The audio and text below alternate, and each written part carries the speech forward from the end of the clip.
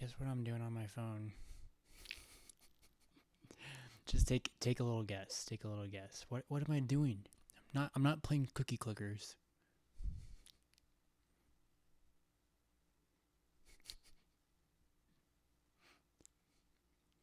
Hey, Captain Crazy Dad. Hello, hello.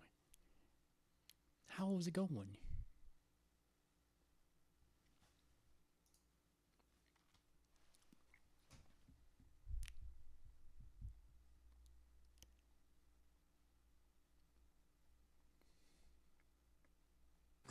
Hello? Hello. How's it going? There we go. How are you doing, my friend? Doing so good, man. It's so good to hear from you again, and see you. So I appreciate you coming up. Absolutely. You as well, man. You as well. How was your day? It was good. Well, most of it was good. One of my coworkers, or a person I live with at this transitional living place I live at, had to go to the hospital today, so I drove him to the hospital. So hopefully he's doing okay. I told him to update me, but he hasn't gotten back to me since. So I don't know what the deal is with him, but hopefully he's doing okay. But other than that, days have been Wow. good. Well, I know that that can be incredibly stressful having to even just drive somebody to the hospital. So I definitely hope whatever's going on with them that it is discovered quickly and that they can help bring some ease to your mind. Appreciate that, man. Appreciate that. Absolutely. Absolutely. I saw you were. It's actually hilarious, dude. I checked your.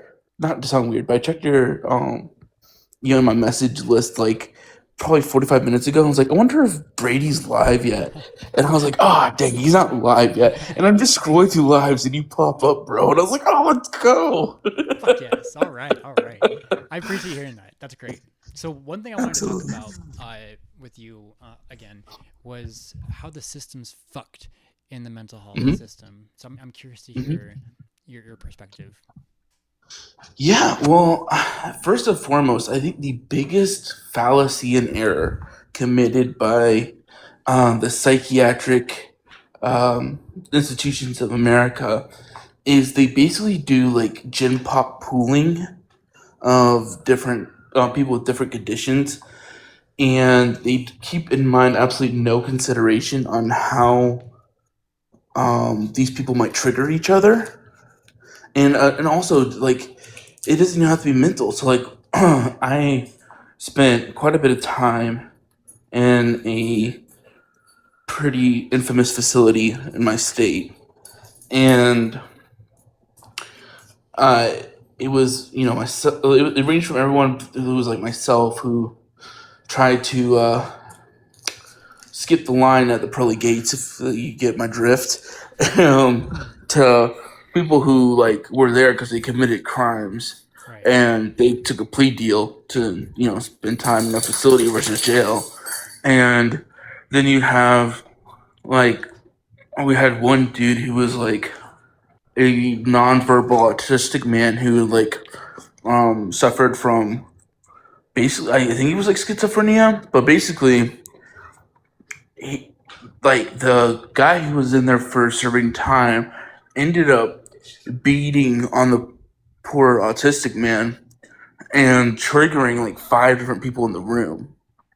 And again, if they had specialized units where, like, for example, the nonverbal man could have gone to, where the people serving time could go to, Mhm. people with Bible, like diagnosed slash specialty focus centric units. I think that would help limit the chances of anybody getting triggered first and foremost. And then on the flip side of that, don't get me even started on like the psych wings in hospitals. Because I also did a tour there too. Mhm. And basically, they locked me in a room that was maybe the size of like one and a half of my bathrooms here in my apartment right now. And all that was in it was a bed and a desk. There wasn't even a bathroom in my room. Mhm. And I was not allowed to leave the room unless it was for the bathroom. Mhm. I had no outside time. And I was given two pieces of paper and like one of those bendy pencils that writes in like 0.00005 degree like degree of depth and darkness, so you can't even see what you're writing. And I was like, I was sitting there and I literally like was speaking to the nurse that like came in at one point, and I was like, you do realize if I wasn't insane coming here, this place will make me insane. You've got me sheltered in, like locked in here like an animal, Right. and you think this is supposed to help me?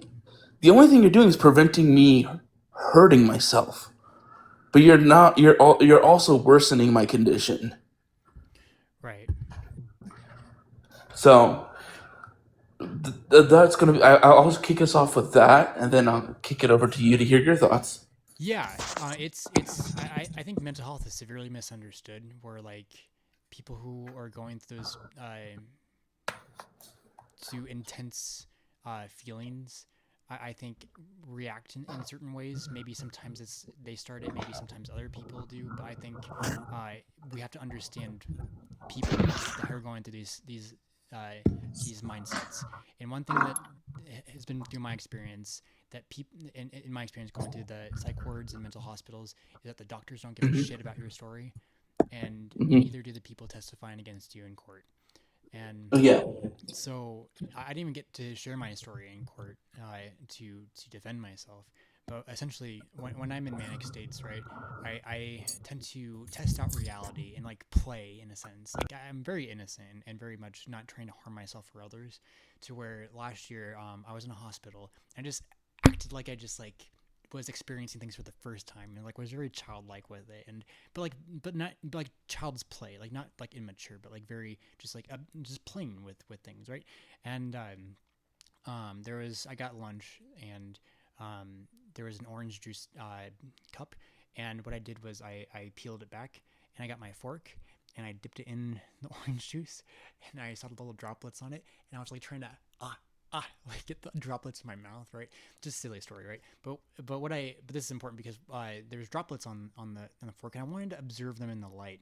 So what I did is I stood up on a chair and I put this up to the light fixture about like 6 inches from it. It was a plastic fork. I was observing the droplets, and a guy was like, "Get down from there." I'm like, "Okay, okay." And before this, I was evaluated by a doctor. I don't know, but this was through Zoom, and I was trying to explain to her what's been going on. But I gave her a puppet show, and I'm not gonna do it here. But like I gave her a puppet show, and then she was being acting in bad faith, and I decided to react back to her and was mean. Um, but she decided she had enough, and she got off. So fast forward to me being in the mental hospital. Um, this woman is testifying against me in court, and I remind you, she's on Zoom, and she saw my puppet show, right? She just didn't understand what that was about, which is understandable. People can subjectively take in these like visuals however they need to, right? And Right. but she was like, yeah, and you know what he did? He also stuck a metal fork in the light fixture, and she's like, good thing it wasn't a metal Whoa. fork. And I'm like, bitch, sorry, but I'll say it because she is. No, no. So Like that's warranted. how do you know what I did when you weren't even in the same fucking room as me? And she's perpetuating Right. these lies in court. The system is fucked more than just in the political system, guys. It goes down here Yeah. to what's happening in a mental state, right? But I'd say even outside of that, to before we get into those states into those states, right? So I couldn't even defend myself. I'm like, this woman's getting so wrong, and she doesn't understand what's intrinsically going on inside of my mind. And she's like, good thing it's not a metal fork. I'm like, what the fuck? So, it's these people are reacting in fear of what they don't understand. And I'll leave it. I'll let you talk if you need to. No, yeah.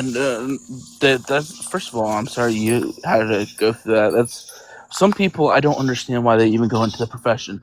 I mean, Right. it has to be a money thing at that There point is or because power. right, because it's so many years of investment And if you're not going to take the job seriously, like, why are you even here? Right. Um, another thing, and I was thinking, like, it kind of like got sparked in my mind about this while you're talking about the doctors and the analysis and all that. Another thing that's like definitely so fucked about the system is it's like you're almost how to put it.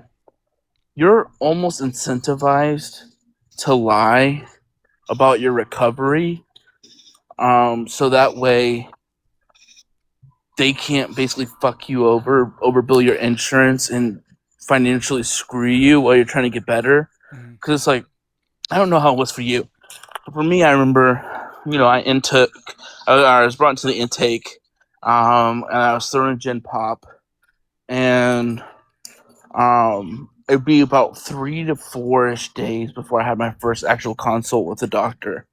And then also, okay, we have to work on the questions that we're asking Right. when we're evaluating new patients, Right. because the amount of times that I got asked, "How are you doing?"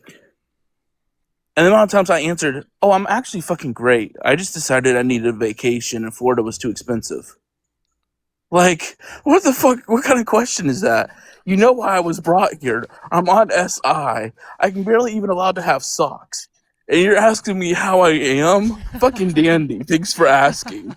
Like, what Uh, kind of a question is that? oh no. And I get it. Like, in their theorem, it's like, oh, it's probing questions to start a conversation. But it's like, for especially for like the ones of us that, one, either aren't children, or two, aren't like fully mentally um like regenning back to a childlike state. Don't belittle us. Like, just shoot straight. Right. Right. Like, hey, I see you're here for SI. What caused you to want to do that? Or like, what influenced you to make that decision? That's going to be so much more well received Right. than how are you doing? Right. Right. No, It's you just an insane question. like cutting to the chase, like getting to it, like asking more precise question, being more precise in your speech, I think is critical. Not Yes. just with like doctors and professionals, right, but for anyone that's even uttering words out of their kiss holes, right? Facts. Yeah. Just say it. Like, you're over here dancing around it, like, like it's a sombrero, and it's like we're wasting so much precious time. Just get to the questions, ask it. But again, like I was saying, to that tangent came from. So in that first meeting, of course, obviously, you're not going to convince the doctor. Well, especially if it's for SI or something serious like that, you're not going to convince the doctor that you're fit to be released. So, there's no point trying. So then you're back in Gym Pop. You wait another. I think if I remember, it was a week for me, and then you had your second consult, Mm.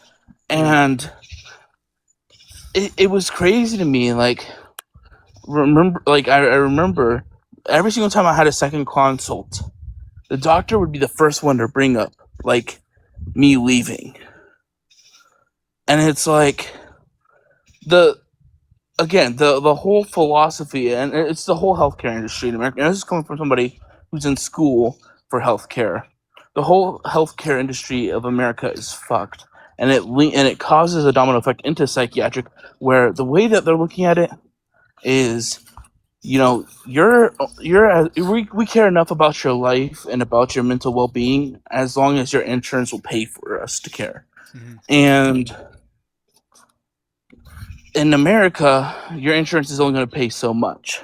Right. And we know that. So we need to expedite this and get you thinking the world's butterflies and unicorn kisses as fast as possible. So that way we can get another person in here.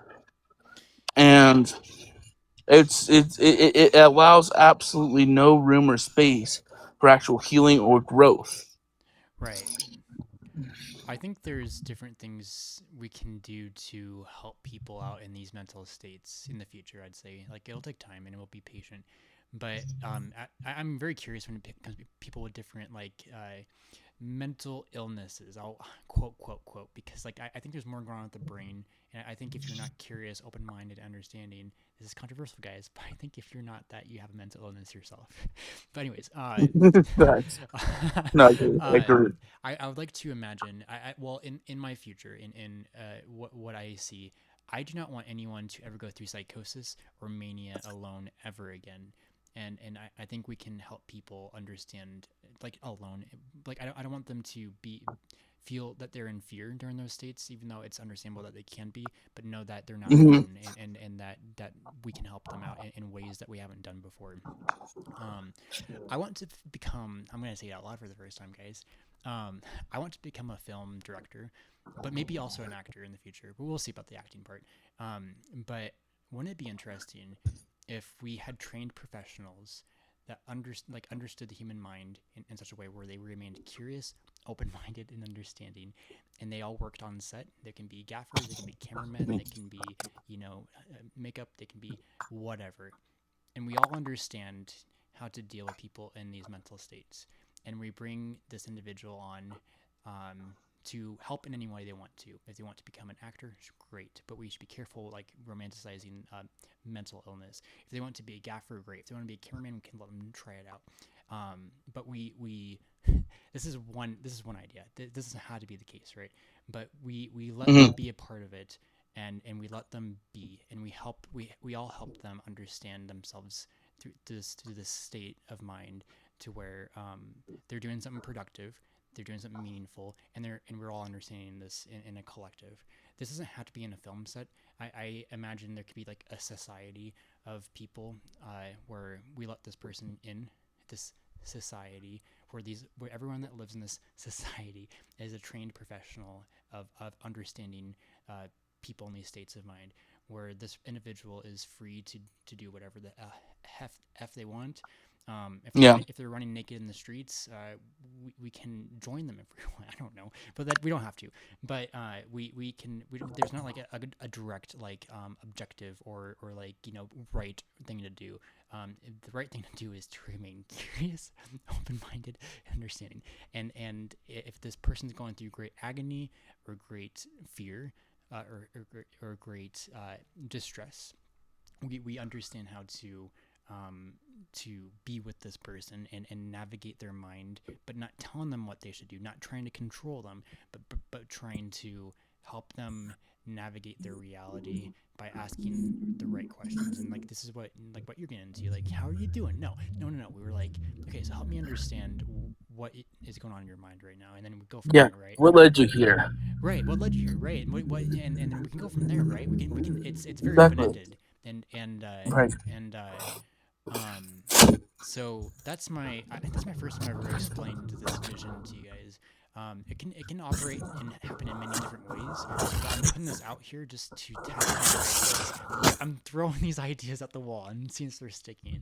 And perhaps the film idea is just ridiculous, but or the society is ridiculous. Yeah. So I'm I don't think trying so. I'm trying things out. Yeah. I think also on top of that, going back to the healthcare industry, but specifically workers. Again, so a little background here. I'm currently in nursing school. Nice. Um, thank you. I've been a CNA for a little bit over 3 years, and I think that what needs to start being implemented is a um, a required empathy checklist Ooh. for every discharge, where a patient has to go through and rank the empathy provided to them by their nurse and other healthcare professionals around them. Because it is amazing to me how many healthcare workers just lack empathy or have let it be drained out of them and don't take the time for themselves to regain it before going back to work, and just are shit healthcare professionals. I mean, I remember this one time, for example, I just started this job at a long term care facility, and I was just doing my thing, cleaning my patients, taking care of them, getting them out of bed, getting them ready for their day. And mind you, the side of my unit that I was on was the memory unit. So a lot of my patients had Alzheimer's and sorry, give me 1 second. I'm about to walk past this really horny bullfrog outside of my apartment that's like looking for a girlfriend right now. So give me 1 second. You're funny. You're okay. Man. I've been saying it since we moved here. I sure hope Kermit gets a girlfriend. Aw. He's loud, man. But anyways, so I'm cleaning up this patient, and the nurse walks in, and she's walking into the opposite bed. Mind you, the opposite bed's not even my patient. So in this place, what happens is CNA split the beds per room. So that'll be two CNAs per floor. And you alternate. This one takes this bed. This one takes the other bed. So you each have a patient in each room. Mhm. Well, the nurse comes in with her meds, with meds for this lady, and plops them down in front of her. Is like, take your meds. And the lady, she's like, what are these for? Which is a very valid question, even if you're not mentally, like away or mentally separated from the current situation, and losing basically your grip on reality as a whole. And this nurse looks at her and goes, now we go through this every fucking day. Asked out, like, shut the hell up and take your damn meds. And I turned around, and I literally, mind you, I'm a CNA at this point. She's a nurse. Yeah. And I was like, excuse me? And she's like, this don't concern you, blah, blah, blah, blah. This is my patient. And I was like, no. If I were to talk to your grandma like that, how would you feel right now? Right. And she got quiet. I was like, see, it's really easy to talk to somebody you don't really know any way possible. But the second it's your grandma, you want to throw hands, right? I was like, so treat this person like somebody's grandma, because that's who she is. She's someone's grandma. She's someone's wife. She's someone's mother. Yeah. She could be somebody's just their friend. It doesn't fucking matter. But somebody cares about this human. And if nobody else does care about this human, then by the fact that you fucking signed your line on the dotted line on this job, you're supposed to care about this fucking human.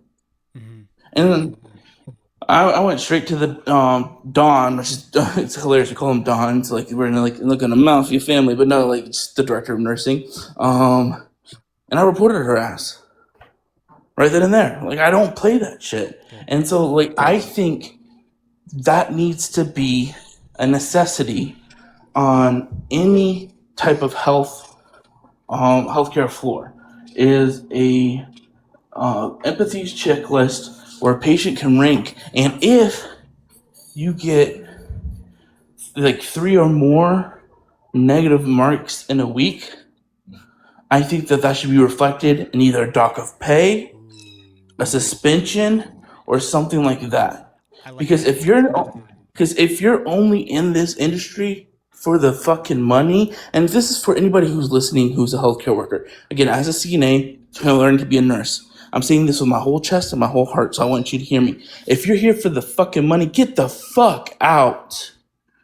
I would much rather continue to be short staffed and breaking my fucking back at work every fucking day, and at least know that I'm providing a difference in someone's life than having your ass drag me and the rest of my fucking team down. Just stay the fuck out. I hear you. And then I'm sorry to pop off like that, but truly don't apologize. This is your truth, and you have good reason behind it. I just can't. I don't understand. Like we're all humans. We're all people. We're all going to die. Oh, now my cat's mad. Sorry. Aww. I have a 5-week-old kitten. Nice. Let me. Yeah. Hold on. 1 second.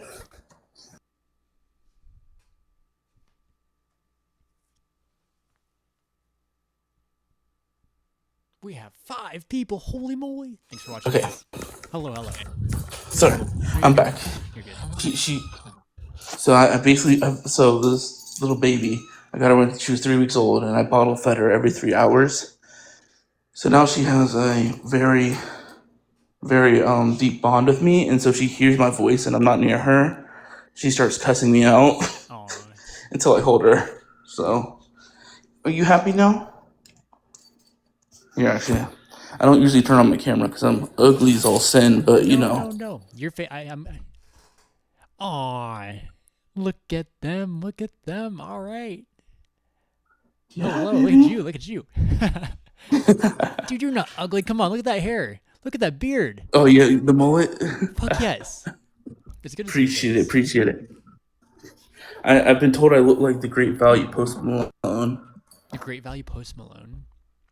I don't know about that. I don't either. The worst one though, and it's the most accurate, and I've got it recently, and I wanted to just like come out. Are you familiar with the Meat Canyon videos? It's starting to cut out. 1 second. Can you say that again? Um, are you familiar with the Meat Canyon videos? Meat Cannon. Let me see. I'm gonna look it up. Meat Canyon. They make the like really dark, Oh, Meat Canyon. twisted looking videos. It's like Wait. mocks. Oh no. Maybe I do. I don't know. Yeah, I seen something on. Well, now I'm getting weird images. they're super popular. I don't know if I have seen this or not. Well, anyway, somebody told me I look like.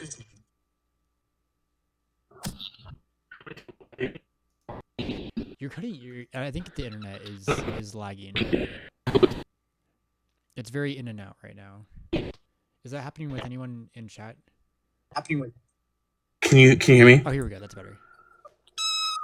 Okay, sorry about that. I didn't connect to my Wi-Fi. My service is weird in my apartment. Yeah, you're So what I good. was saying was somebody told me that I look like the guy who creates those videos. He goes by Papa Me, and it is not a compliment. Aw, And I was like, thanks. you look great, and I mean that. I appreciate that, bud. Appreciate that, bud. But yeah, anyways, I'm gonna turn off my camera now because I'm a little self-conscious. You're But okay. You're there okay. we go. Anyways, but yeah, man. So I don't want to take up any more of your time. I know that Oh, you have you're a okay. lot of people We actually don't who have want your anyone. attention. We actually don't have Oh, anyone in the multi guest. You're the only one, man. Unless anyone wants to hang out, um, crazy. you are the only one. So we can talk about literally anything. I have a question. Unless you wanted to, if you wanted to get off No, this, that's please, okay. please. I want to hear. I want to hear your mind. Yes, please. Um, yeah. So I'm curious. Mm, Well, first of all, can I say this? And I mean this. mm. Who you presented yourself, who you presented, who you are, and what you've presented to me these past 2 times we've been on, I can tell you're extremely emotionally intelligent. You understand your mind, and like we're still working on it, right? And we always will. But like you understand enough to articulate it out for me to understand it and how you say it, which I think is a beautiful thing. And I just want to say, I love you like a brother. Dude, ditto, ditto. Honestly, I literally talked to my wife about our conversation after the last time we had it, and like I said, I literally checked your profile 45 minutes before you went live, and I was like, "Yo, is my man coming on? I want to talk to him again." You So love you too, bro. Love you too. Thank you. You have great ideas, and I think you know what the mission is, and I'm keeping that very broad and vague. But I want to hear what you envision harmony to be, or how you've seen that in your life. Oh, okay, because I feel like those are two separate questions in a way, They are. and so I kind of like clarification on the first one. When you say envisioning harmony, is that within myself or within humanity, It can be, and or that's why, both? and that's it could be anything. And I'm keeping this open ended because people have different Okay. ways of wanting to answer it. Like people don't always have like the vision, but if you do, Hmm. if you can abstract it, like fantastic. I would love to hear that. If it's within yourself, Okay. that's great. If it's in with your relationship with other people, what you see in the world, this is very open ended for you to answer however you need to. Okay. I'm gonna go world then. Cause I don't really like focusing on me. So harmony in the world to me, at least the steps I would take to get to that, would be in a intellectual and emotional bartering system Ooh, where we are giving to each other when we are in need and taking from each other when we need support. So let's say somebody is currently emotionally struggling, but intellectually they're on like their A game. And then you have another person who emotionally is doing fine, but intellectually is really slipping. I think the former um, shares his intellectuality with the latter, and supports him that way. And then the latter supports the former with his emotional, um, I don't want to say abilities, I guess emotional intelligence at that time. They basically take notes from each other, um, let that attribute to themselves in a way that mirrors where they want to see themselves going forward, Hmm. and then continue to give forward to other people in their life. And humanity does that until the sun swallows us up all whole and we all burn to death. That's not gonna happen. We will find a way. We don't know the solution yet, but we will find a way. All right, all right, all right. I believe you. We ought to think that way, right? But that's a problem for another for not my lifetime, maybe, but maybe not, but hopefully not. And don't get me started on that conversation because that's way out of my depth. I don't fucking know. No, you're good. Um, I love your I answer. think maybe some what was that tape that they put on? Oh man, there was that tape that they used to Flex Seal. Oh, Maybe put flex. some Flex Seal around the Earth. That's my solution. Hey, if it keeps the water from getting out. Exactly, exactly. Sorry, you were saying though. No, I love your answer. It's really I really love asking this question to people to see like what their view of this is, because there's no wrong answer when it comes to this, right? We all have pieces of the puzzle, and we all see world differently to understand what we can do. And what you said is beautiful, and we hold on to that because it's an abstraction, it's a vision, Yeah, but we're what's going on right here is harmony. I'd say with the absolutely. five people, and we're building on this, right? Like the harmony in my future, it's such a beautiful thing.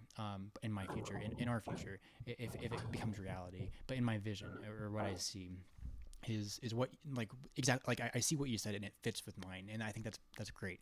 But I think keeping diversity is very important. Like Agreed. different ideas Agreed. is critical. So we can put this idea out here, boop, boop, boop, get this person up here, but this person has an idea, we get up here, and we just keep doing that, right? We should understand which ideas we should forget, or not. No, we should not forget ideas. Which ideas we should let go of and not hold on to put into our foundation about who we are as people, and that's how we thrive, knowing what not to do, right? And diversity is critical. But how we communicate too is another thing too, and it doesn't have to be words. It could be just like facial expressions or just like actions and with our hands too, right? And how we convey stuff. I see how we can just give someone a look or however that needs to be, right? And they can instantly understand us, so we know what consent is. And this doesn't mean like sexual, right? But that only it doesn't have to be sexual. It can be consent with Yeah, literally anything you can possibly ever think of, right? And I see it almost in a telepathic sense, but like not true telepathy, but we can understand the patterns that indicate how this person is behaving to know what not to do around them or what to do around them, right? Um, there's more I can get into, but that's kind of a vision of something that might work out. no, I 100% agree with that. I think that's beautifully well put. And I 100% agree with the diversity point as well. Because it's you know it's hard to do, Mm-hmm. um, because unfortunately as a species we're programmed to want to drift and attach ourselves to that which we find um, aligns with us and our vision and our opinions and all of that. Which is good. That's how we And survive. yeah, exactly. And I agree that there needs to be a foundation of that. But like I I cannot imagine life where I'm surrounded by yes men. Yes. Oh, No, no, no, no, no, no, no. No, we were getting somewhere. Ah, that was such a good thing. Yes. I was just thinking about this in the shower before Captain Crazy Dad. I'm gonna invite you back up.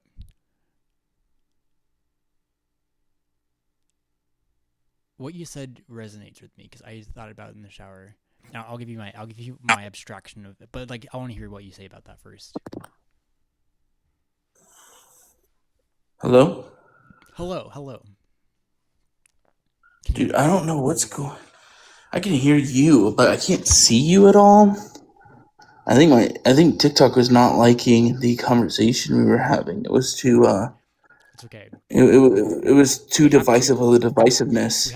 we have to thank TikTok for allowing us to do this in the first place. So I can't think TikTok is bad because this is happening on TikTok. No, for sure. I was being a little No, I know, dramatic. I know, I But know. literally, you're a black screen right now. No, am I black screen for anyone else? I think it's probably just me. Like I said, I don't even know what happened. Like I was talking to you, and then the live, like, it didn't give me a notice the live ended. The live just like disappeared, and it went to another live. Whoa. Though, Yeah. I'm curious what you think about not having yes men.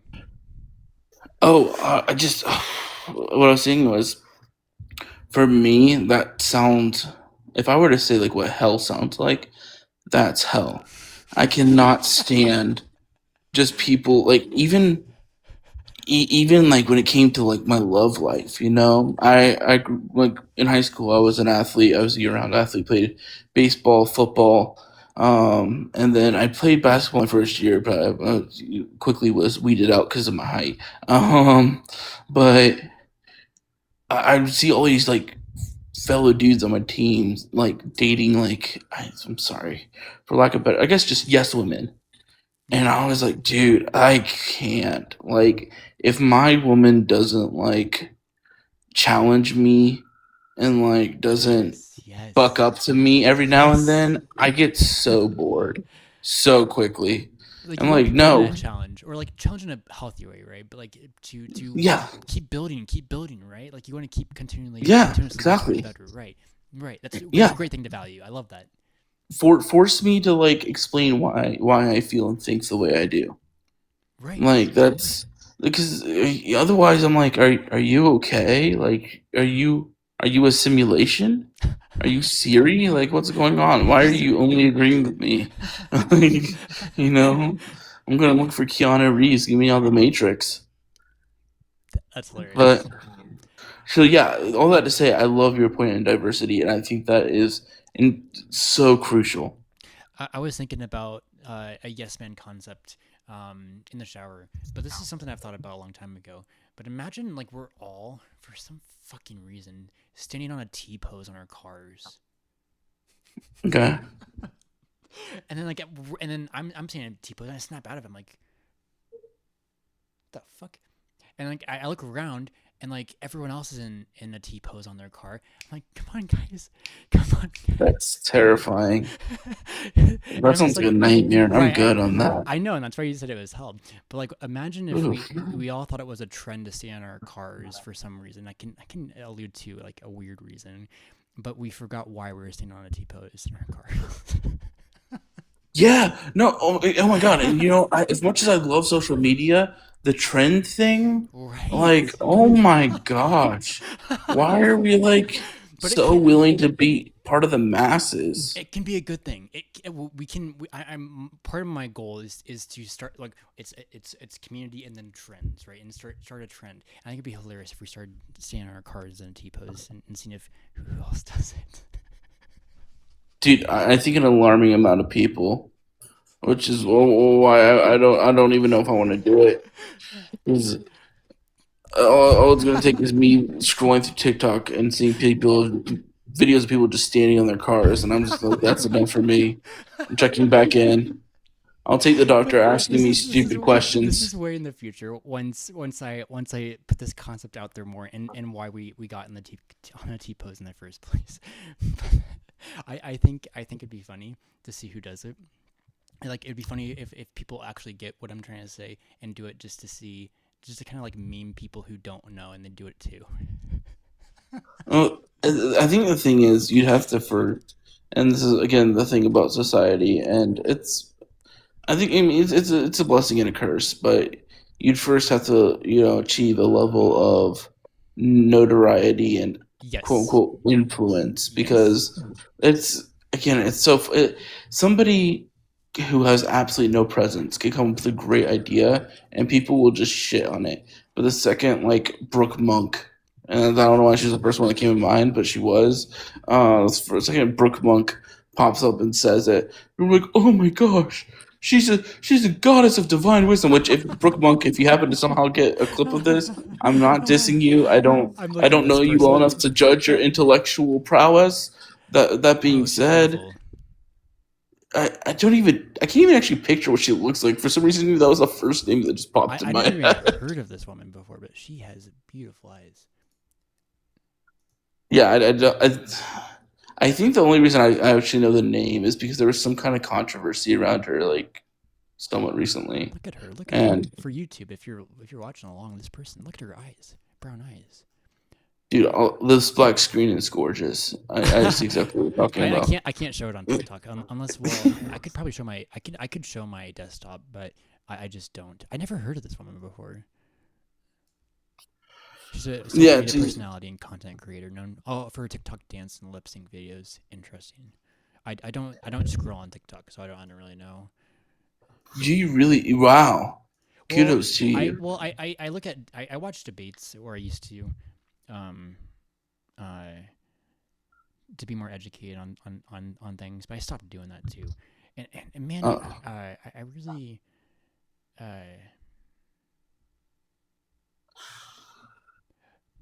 what should I say? Well, I can say it out loud because why not? I want to join people's lives that I follow again. I went on live on Good Trouble's live in Mania, and then do you know who Good Trouble is? I do not. I do not. He's very witty, very intelligent. He leans more left, and if he brings MAGA people up, like he makes them look like idiots. But what I don't like about Good Trouble, and I tried to say this in Mania, even though it probably didn't come out the right way, was that he calls all MAGA Republicans Nazis, and we shouldn't do this, guys. We shouldn't do this. Even if the patterns of fascism are rising in America, and MAGA Republicans don't see this, they're not gonna get it, and they're gonna just like be defensive and just like get trouble. So we shouldn't do that, right? Yeah. And we shouldn't hate on people. Look at people lower than us. And I was trying to help Good Trouble understand. Do you know who Daryl Davis is? Nope. He's a black pianist. He plays piano very well, but he converted Ku Klux Klan members. And when they deconverted, they gave him their robes. And this is like a testament to how we should What? treat people. Yeah, look him up. Before Wait, Joe what's his Rogan, name? Dean. What was it? Daryl Davis. I'll type it in the Daryl. chat. Okay. Daryl Davis. Before Joe Rogan became very odd. um, uh, Yeah. he was on Joe Rogan's podcast in like 2018, 2019, 2019 maybe. I highly recommend watching that because he's very fascinating to listen to, and I want to talk to this guy to understand him more. But I understand him enough to where he just treated people like humans. Like he allowed people to, like these white people, these white supreme pizzas. Sorry. He allowed them to see how he plays piano, and they're like, "Whoa, this guy can play piano!" And like he just treat them like humans, and they became friends, and then they start talking, and then they're like, "Yeah, my ideas are fucking stupid," and Daryl's like, "Probably," but not but in a better way, right? And Yeah. look, and beautiful things happened, and this is a testament. I was trying to talk to Sam, Good Trouble, about this, and I'm like, fear is the root cause of all unnecessary suffering. If the individual can eradicate fear from the mind, they can lead more productive and fulfilling lives. This doesn't mean we can't or shouldn't feel fear. Like feeling emotions is good. It's data. We go with that. No. We shouldn't let fear dictate how we think. And then Sam's like, ignorance. You're getting it wrong. It's ignorance is the root. I'm like, that doesn't matter. Sure, maybe, but like fear is like the emotion, and we get to understand that, and it's a mindset too. And he didn't get that because I'm like fear because Daryl Davis's quote is ignorance leads to fear, fear leads to hatred, hatred leads to violence, and Mr. Sam, Oh, okay, Jedi good code. Mr. Sam, good trouble hates the right, and he is doing the same fucking bullshit. And I'm trying to get these people to understand, right? And look, I saw one of Sam's uh, posts like maybe a couple months ago, and he like there was this person that had a different opinion than him, and it was a really stupid opinion in my opinion. But Sam is like, yeah, if I see you in the streets, man, I'm gonna kick your ass. I'm like, dude, Wow. we don't do this. We don't do this, Sam. And he has such a good following. We ought to be careful how we talk because we're just react, Yeah, react, react, react. absolutely. And actually, to kind of counter his point, and I mean, either I'm cooking here or I'm falling flat on my face, but I think I might be cooking. I think it's the other way around. Fear is ignorance. I Yeah. mean, you think about Ooh. fear. Fear doesn't isn't based in logic. Fear is based on quite the opposite. Fear is based on the lack of knowledge and the lack of understanding of something. So, like, for example, this is my favorite example to do. So, I'm a big reptile fan. Mm-hmm. I have a corn snake and I have a bearded dragon. Most people, when I tell them I have a snake and I want more snakes, they're like, "Oh, God," and I try to educate people. And again, it's the ignorance. They're fearful because of the ignorance. You Yes. are so much more likely to be bit by a domestic dog than you are a snake. It's just Ooh. statistically the facts. Isn't that interesting? Like you get trap somebody in a room with this is be my like proof to it. Trap someone in a room with a domestic chihuahua that they don't know, and trap them in a room with a snake. The snake is going to coil in the corner and just be like, I want no parts of this. Mm-hmm. Mm-hmm. The Chihuahua will see you as a threat Chihuahuas are and vicious. initiate aggressive um, behaviors first. And actually, again, there was actually this was a real study I had read on a while ago. Is basically stating if Chihuahuas had the size of a Cane Corso, Chihuahuas would be banned from being bred because they are the most aggressive dog species. Yeah. Whoa. Okay. Huh. Um, so again, but my point in saying all that is it's that fear is not based in knowledge and understanding. It's ignorance. So Yes. counter his point, I would say fear leads to ignorance. Ignorance leads to hatred. But how do you know if you're ignorant? But you're fearful of Mm, what that might be, right? But like it can go both ways. And but like I I see it being fear more in my life. It could be debated, and this is something where like future debates can go to where we start to understand the human mind more. Because what if it's both? But then something has to be the root of it, mm, right? So maybe it's not both, because I think fear is the root. exactly. Because I mean, think about it like this, right?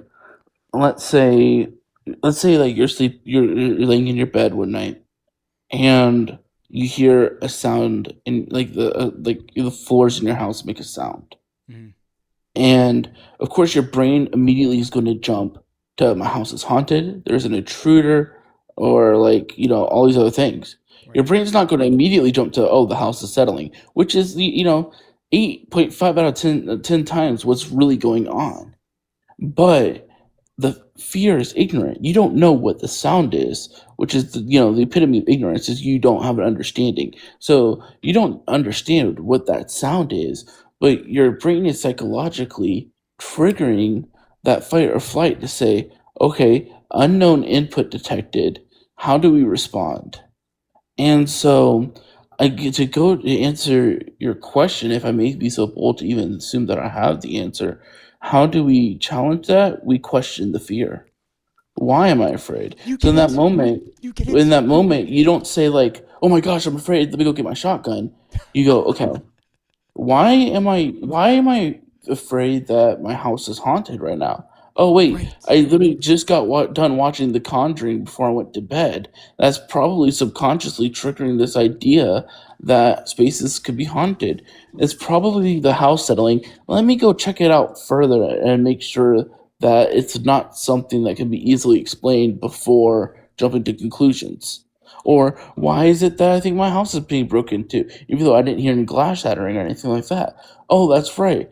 I watched the crime documentary before I went to bed, or I was scrolling on TikTok and saw all these heinous crimes that are going on around the world, and that's subconsciously playing on me. That I think is how we conquer the fear, which conquers the ignorance, which leads to open dialogue, communication, and gentility. You said, may I be so bold to assume I know the answer, and you say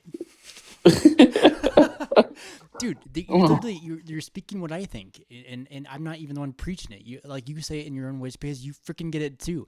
Like this isn't a is it a new thing? I don't know, but no, because you get it and I get it, so it's not a new thing. People have thought about this already, but like we're saying it in our own ways to where we're getting to it, and it's and you said something really important, like asking the why, like really like yes, fearlessly looking inwards and fearlessly looking outwards, and and and exactly. and this is what I did. I'm a 3D artist, by the way, and geometry and the x and the y axis, and there's the z axis, right?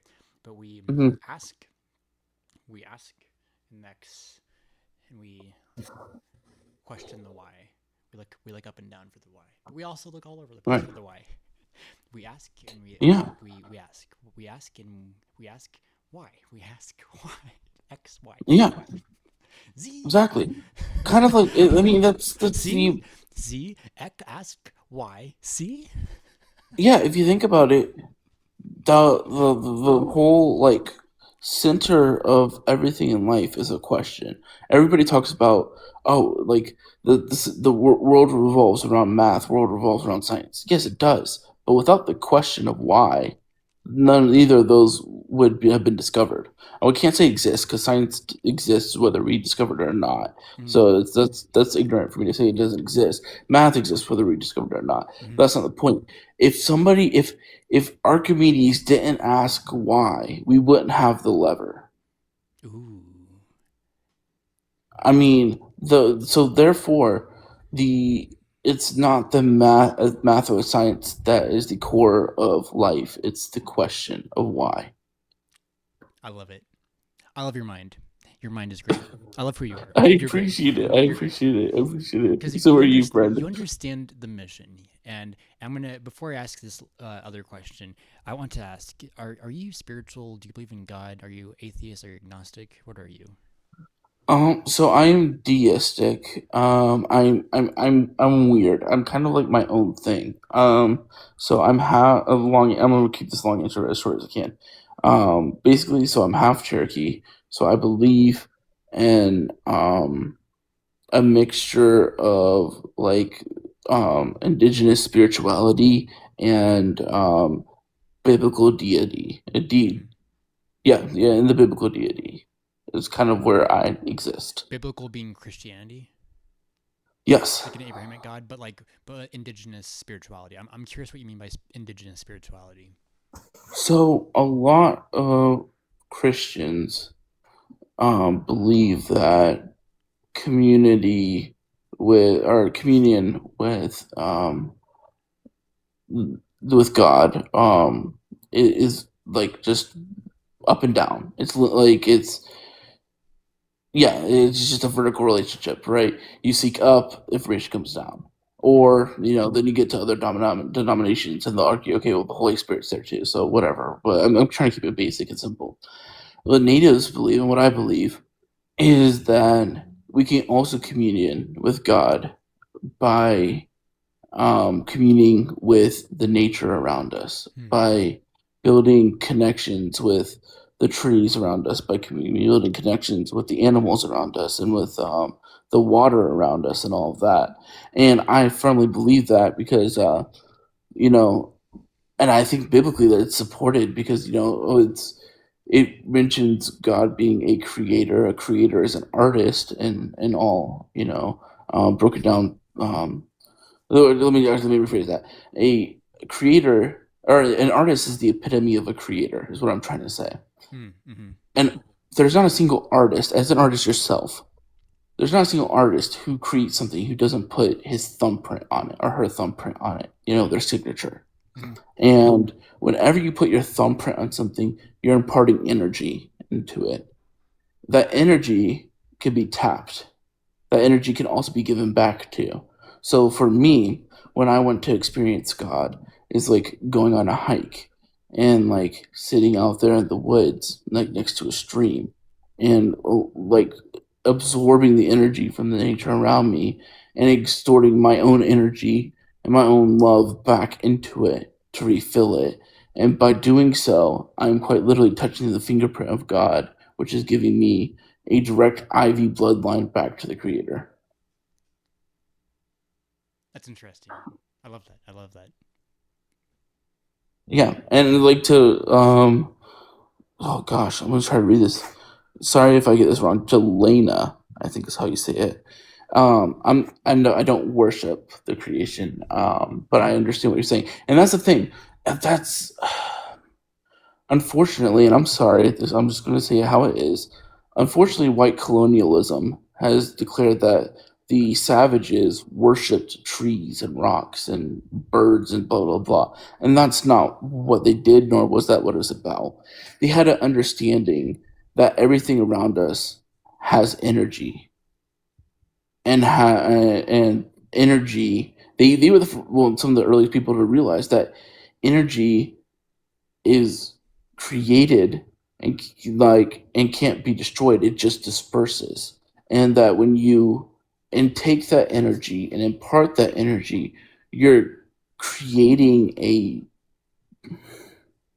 basically like a quilt of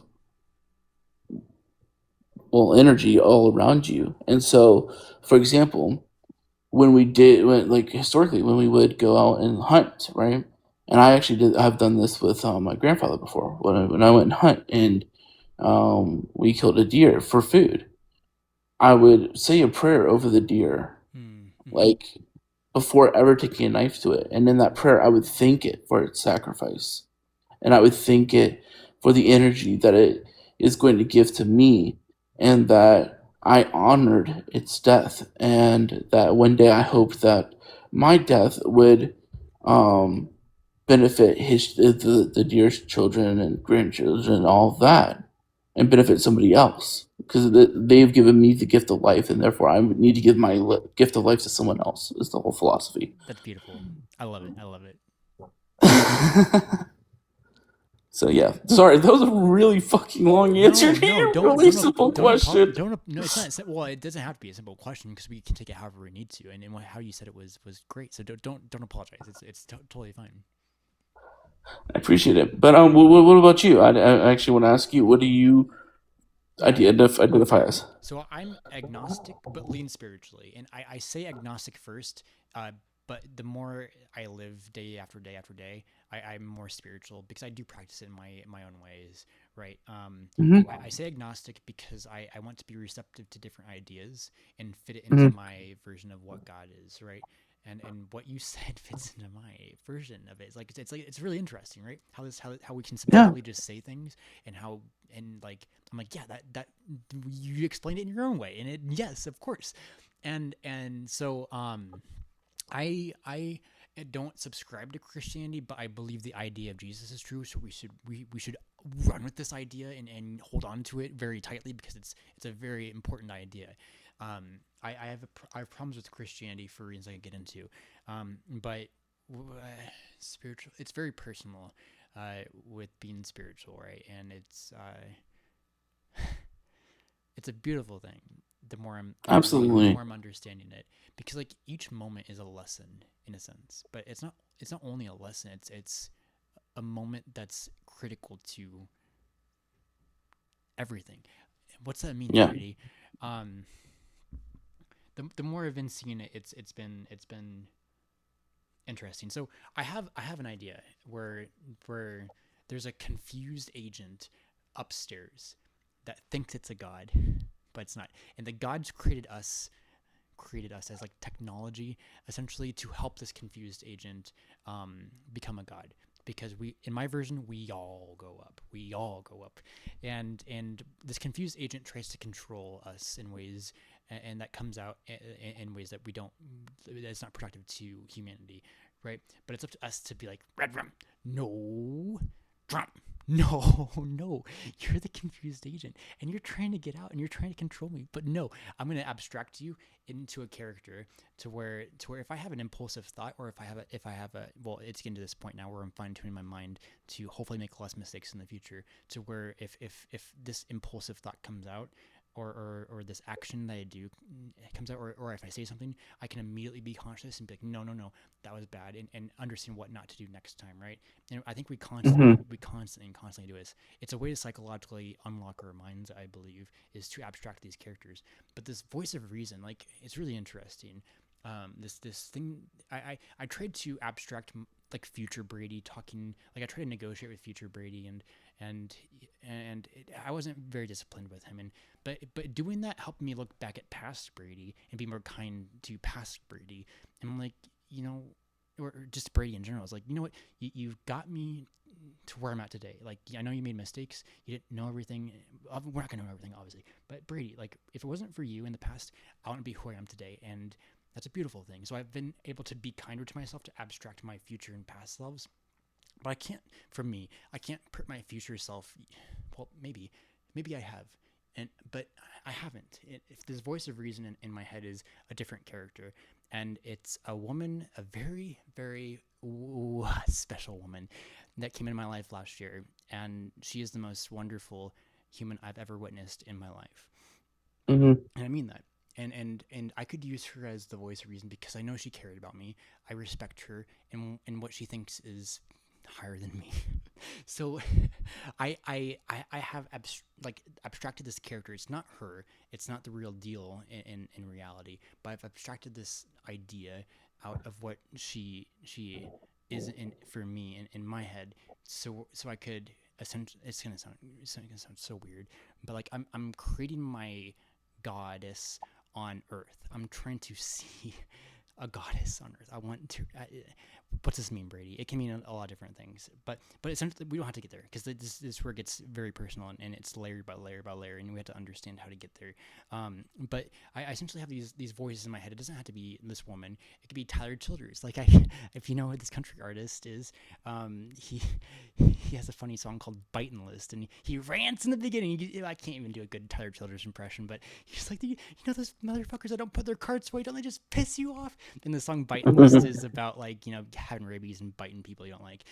But Nice. it's a funny song. But I envisioned Tyler Childers talking to me, and my friend, my other friend, talking to me, and all these like characters in my head just like influencing who I am, and I'm regulating my emotions this way, but I'm also like able to get to different ideas by talking to them. To where I'm like, what if I've consented to let these people or these ideas of things experience Brady in the future? And what's that mean? Like it's in a different realm? I mean, sure, but like, what if like these people are all with us, really? But like, Hmm. but not their like actual persons like right now in reality, but like what if you're like, you're with me, but like, right, because we're with each other right now, but like, what Hmm. if you're experiencing me too for the first time?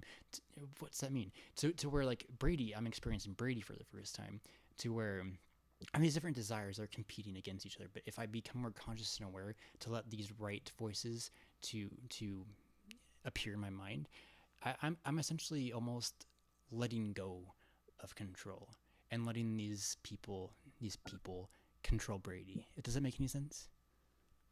Yeah, yeah, no, that does. If if I may challenge two thoughts, Yeah. if I have your consent to do so. Firstly, you had made the statement of not wanting to make mistakes in the future. Personally, I live for making mistakes. I don't Yes. want to live this life if I don't make mistakes because, and you touched on it, but so I wasn't sure if I even wanted to bring it up, but Let's do I it. kind of want to do it anyways. A lot of like people have asked me so many times before, like when I've had conversations, what's something that you regret that you've done? And my answer has remained the same. I regret nothing. There's not a single thing I have done that I regret That's great. because everything that I have done made me who I am today. Yes, you get And it. if I changed one little microscopic decision that I made in the past, I could be completely different than who I am today. And who knows what the hell that means. So Right. I am satisfied in knowing that the person I am today wouldn't exist without those faults. Also, on top of that, I mean, I think it's Edison. Now, granted, Edison maybe isn't the best person to reference because, as history's taught us, he can really stole more than he invented. But that being said, I will credit him. Oh, if he didn't even say this, or if maybe he stole it from one of his apprentices too. But either way, he has a great saying, which is, oh, actually, I'm gonna butcher it. So it's not verbatim, but it's along the lines of like I love failure. I failed. I think it was like 99 times to turn on the light bulb before I finally got it, or something like that. So I don't really care. I Yeah. butchered it. My point is his whole philosophy on failure, right, is that without each moment of failure, he wouldn't have learned how to tweak it in order to figure out how to get to where he wanted to go. And Right. just as much as I wouldn't want to live life with yes men, I would even more hate to live life as a perfect person. Oh, Yes. give me the Kurt Cobain special right now if that's the option on the table. No, no, no, no. So the idea with making less mistakes is I would say mistakes is what, how do we define that? Because like mistakes or failures can teach us a lesson, right? Like a Pixar story rule for making their stories is fail early and often. And that's a great thing, because if you are afraid of failure, you're not gonna, learn from it, right? And we ought to put ourselves in situations where we can fail, and then come out of that to where we can learn a lesson and become better, right? Hmm. When it comes to mistakes, I believe we should uh,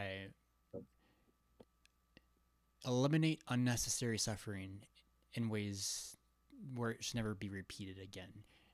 And that's kind of where the mistakes get to. And mistakes and failures are something where like it's I'm developing this more as I talk with people, and I'm not going to do it to you or on people on live, because it becomes theater.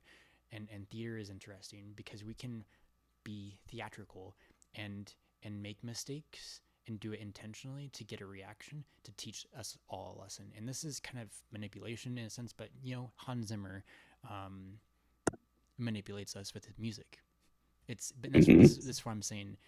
It's theatrical, and we put this out here so we can learn a lesson. This is what stories do. It really is we're learning the human condition. Like, we've always told stories since we have ever known, have ever been conscious, probably, and aware to even communicate in the first place.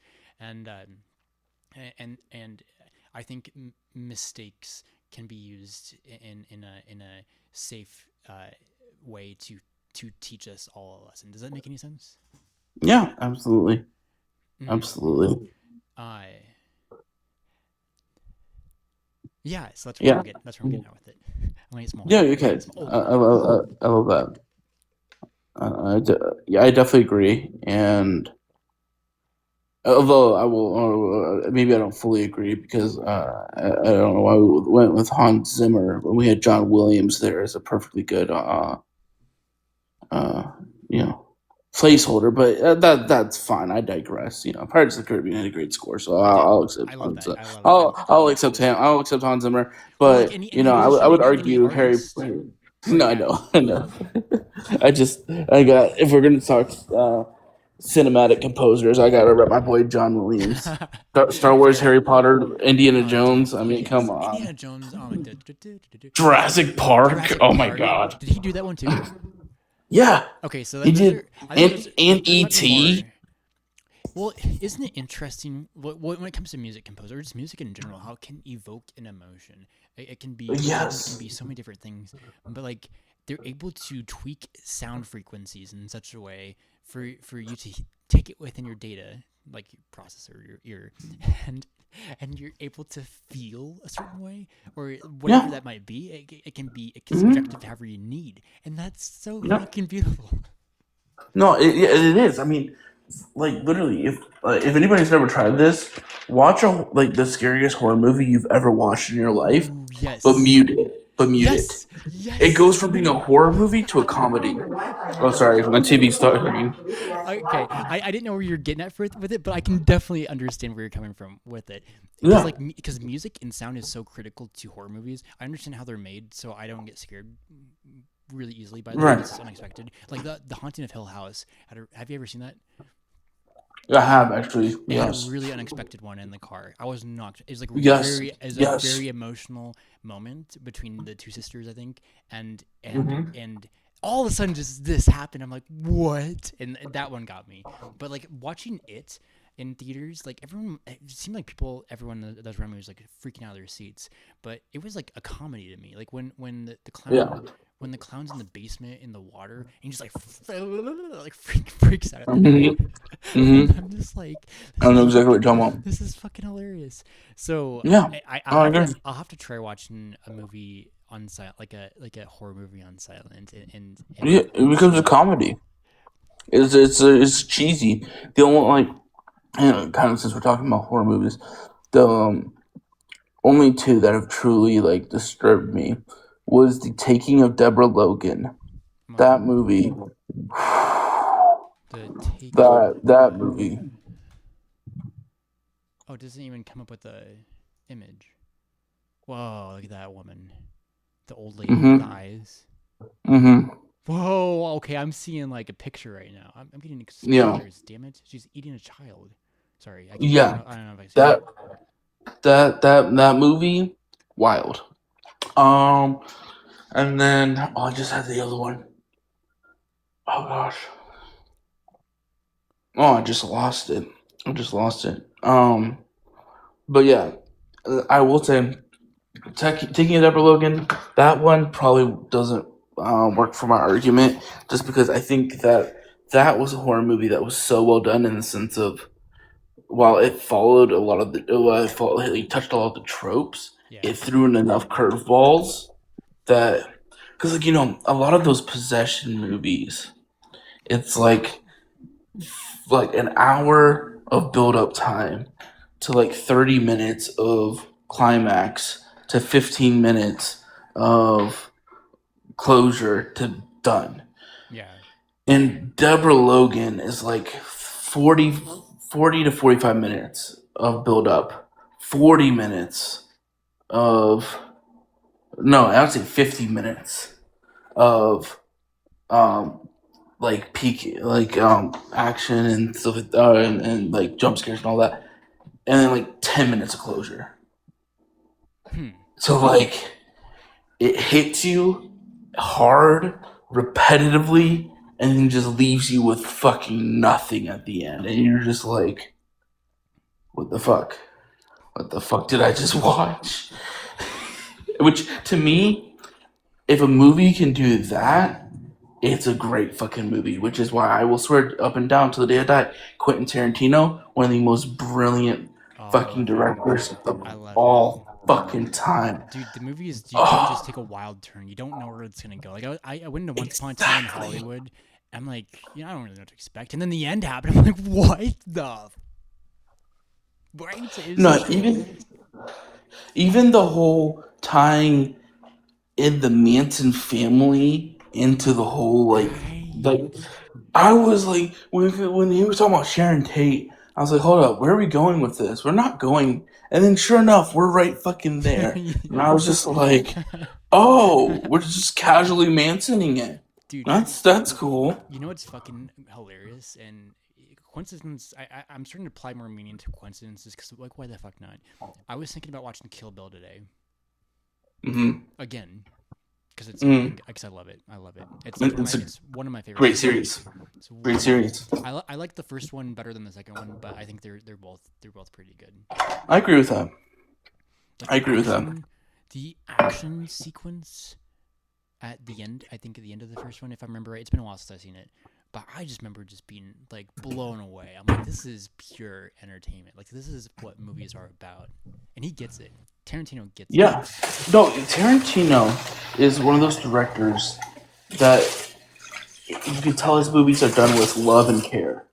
Like it's not about the money for him. It's about the art, Right. and it's so evident. I would have to say, for me, Hateful Eight is probably Ooh, Hateful Eight one of and my Pulp love Fiction movies. are like two of my favorite movies of all time. And I know Hateful Pulp Eight. Fiction's cliche, but Hateful Eight. Hateful Eight is so good. And Pulp Fiction is too. I need to watch Pulp Fiction again, but I remember watching Hateful Eight a couple times, and like it takes place just one place, and Yeah, it's like it's yeah, theatrical. Like yeah. it could work as a theater, like a Broadway It production, absolutely could. and It absolutely could. it's just like made for the screen though. And it's like it's not never ever boring. Never once did I get bored Yeah, of that movie. It's such a well and done movie. what's crazy is I'm sure you know this because you were talking about wanting to be a director. So I assume you're a cine buff.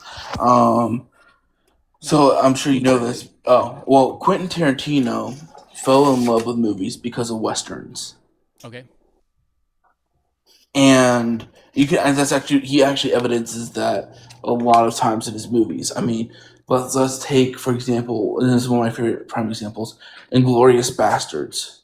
We have the Beethoven Furioris playing in the very beginning, but then he adds a western beat and guitar twang randomly into it Oh. to build this western feel to this Nazi occupied France movie, which shouldn't fucking work, but it does. All I have to say.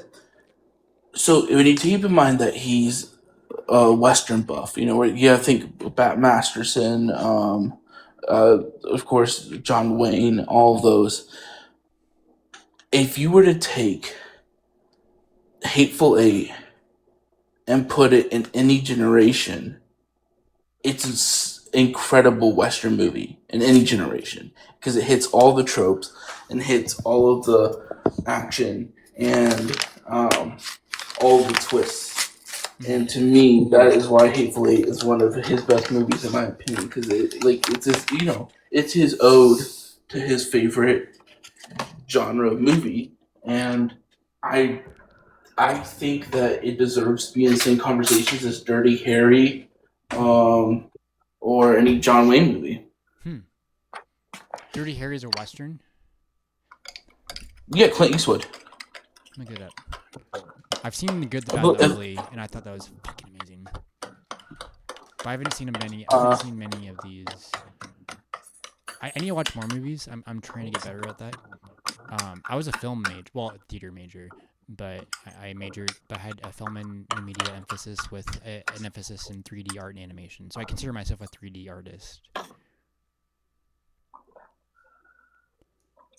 okay, yeah, no, that's stuff I could never do.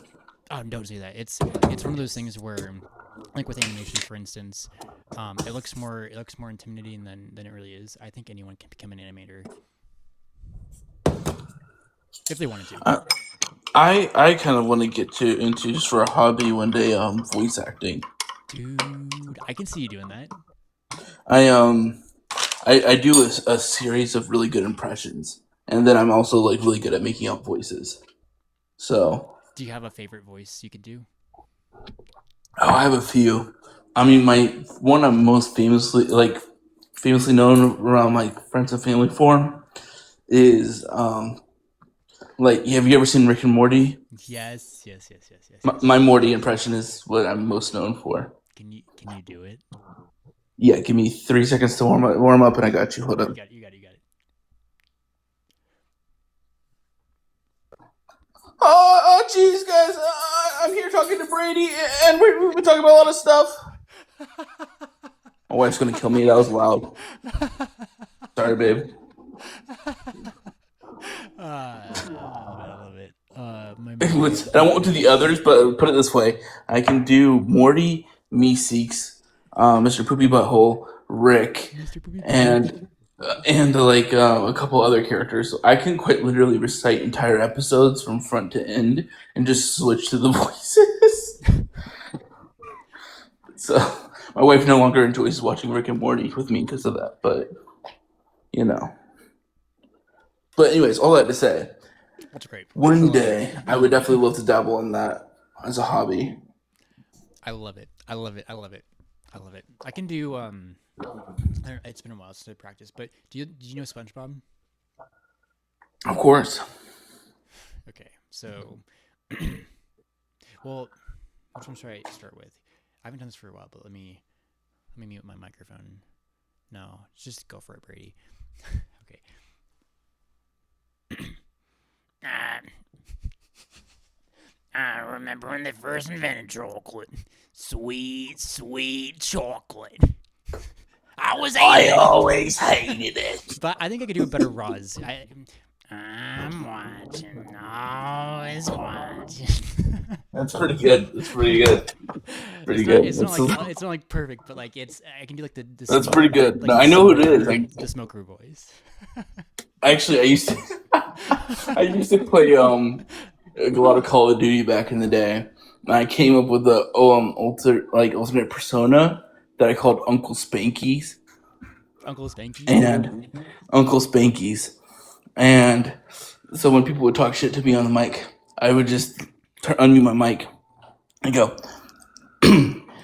"Hey, I need you to listen to me real quick, Buttercup. Uncle Spanky's got one thing and one thing to say only. I like you and I want you."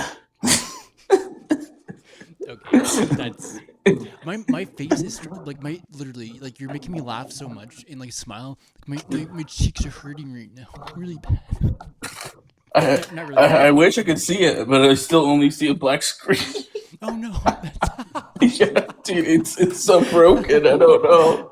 like I can't. It's starting to affect how I smile. Like imagine that. Like I can't smile. Like I can still smile fully, but I'm trying to like not like emote like with the smile because like I'm really just like feeling it. Well, I'm glad I could be a reason for you to smile tonight, man. No, I love it. I love it. I got I got something to ask you. So Yeah. I've been trying so hard to find an agent in real life.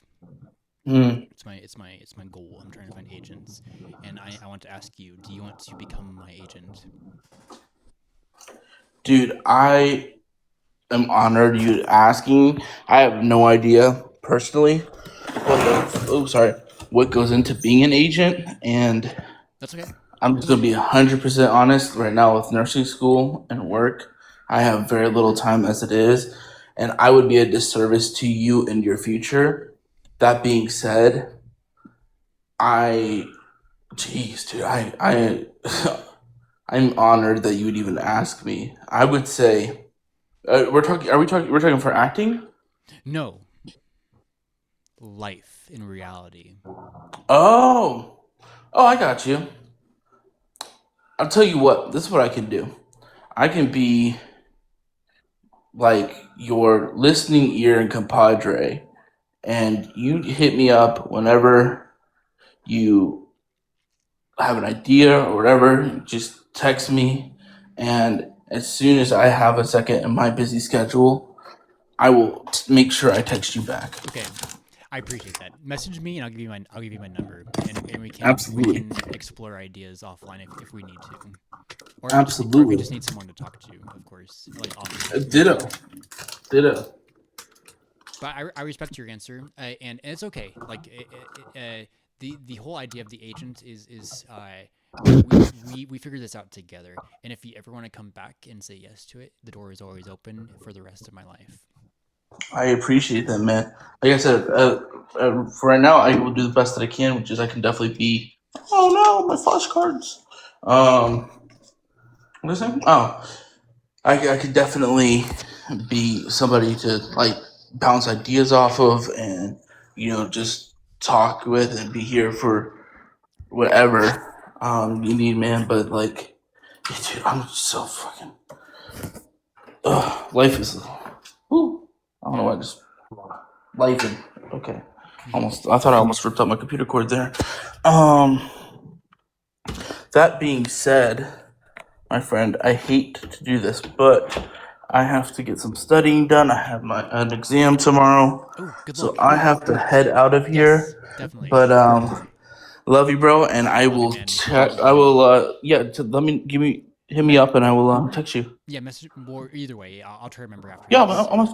But no, I'll message you. okay, cool. So yeah, I'll look at it after I get off. But I'm gonna try to invite one more person up. But anyways, you go and have fun time studying, and I hope to see you and talk to you in the future. Appreciate it, man. Talk to you later, All bro. right, take care. Bye bye. Yep. Bye. Sweet. Okay. Fantastic conversation. That was an hour and a half of talking with Mr. Crazy Dad. I forgot his name, but good man. Hello. Hi there. How you doing? I'm doing all right. How are you? Doing good. How old are you, by the way?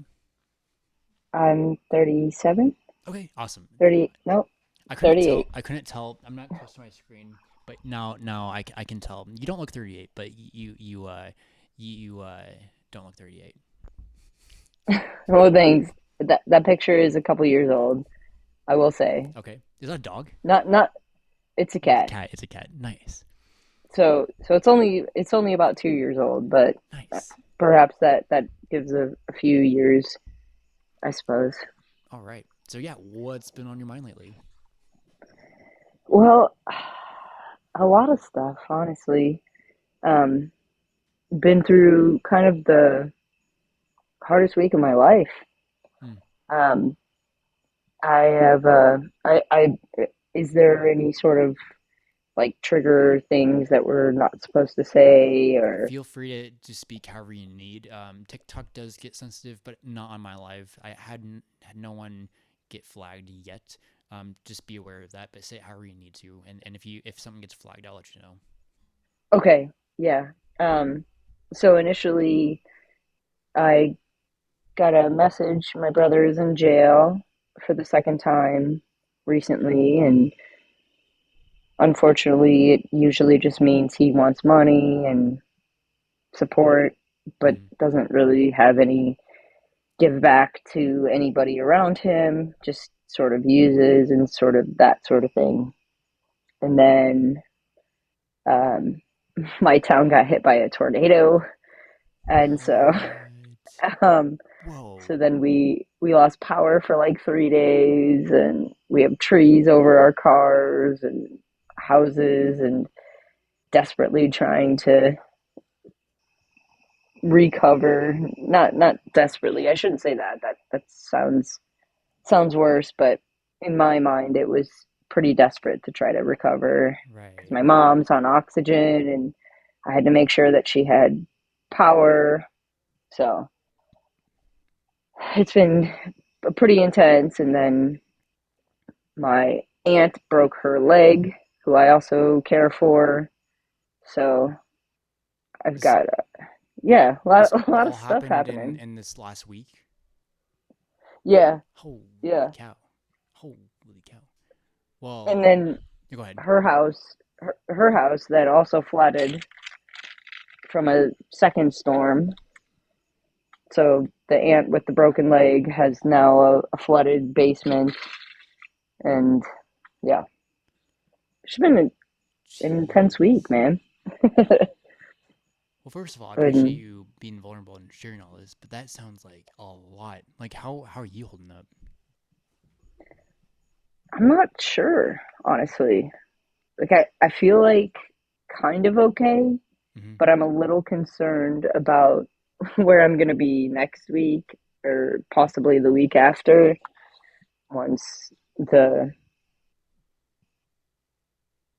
the shoulders collapse, I guess, if that makes Shoulders? sense. Yeah. So like most of this falls on mine, if that makes sense. Like Oh, yeah. I'm the person who's responsible for most of these things. Like the brother, the mom, the aunt, the family, everything sort of falls here. So I'm nervous for myself because Hmm. right now I'm holding it together, Hmm. but I'm a little concerned about what I'm gonna do in 2 weeks time. Hmm. It's So it's it's for one important to externalize this and just get it out, right? And to talk through it. And I think yeah, it's a courageous thing you're doing this online for one. But when it comes to like 2 weeks time, like what are you What are you nervous about? Mostly internalizing it because that's what I tend to do. Hmm. And I don't know that I've necessarily had the, and I'm in therapy, and my wife has been like, hey, you should probably text your therapist and say you need a session this week.